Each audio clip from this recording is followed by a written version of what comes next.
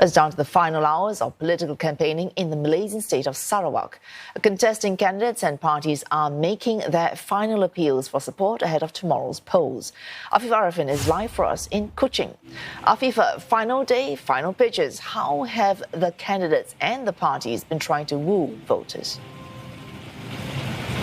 That's right, few more hours left of campaigning before some 1.2 million Sarawakians will cast their ballots tomorrow to elect a new state government. We've been here since the start of the campaigning, and I must say it has been a very watered down affair due to the SOPs put in place. So while the streets have been lined with party flags and banners and posters, the usual fanfare, the rousing rallies are visibly absent, and sightings of politicians are far and few. And that's because of the SOPs put in place. So the physical rallies, they're not allowed in most of the places, only in constituencies where there's low internet coverage, and all other political campaigning has to be done online. And so candidates have had to be creative in terms of how they reach out to their voters, from starting online talk shows and social media to putting advertisements on local newspapers and television. In terms of the messaging and the manifestos, the incumbents Gabungan Parti Sarawak, which is contesting all the C82 seats here, they have promised Sarawakians greater political stability, autonomy, and to continue the mega projects in the state which they implemented since the last election in 2016. On the other end of the political divide, the opposition is calling for voters not to give Gabungan Parti Sarawak a blank check to do whatever they want.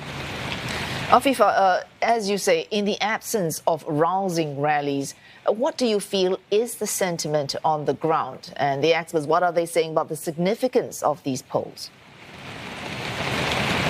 Well, local politics in Sarawak is very localized. In fact, all of the political parties here, except for the Pakatan Harapan component parties, are local-based parties. And the concerns of the people in Sarawak, they're very local issues as well. Top of the agenda is, of course, bread and butter concerns, from lack of job opportunities to rising costs of living following the economic impact of COVID-19. Now, observers have said that this state election could be a walk in the park for GPS, given that the SOPs in place seem to favor the incumbents, and they're also up against a very fractured opposition in this highly crowded election landscape in this state election. And so a resounding victory for the GPS coalition could act as a bellwether of how Sarawakians might vote in the next general election, which many expect to happen next year.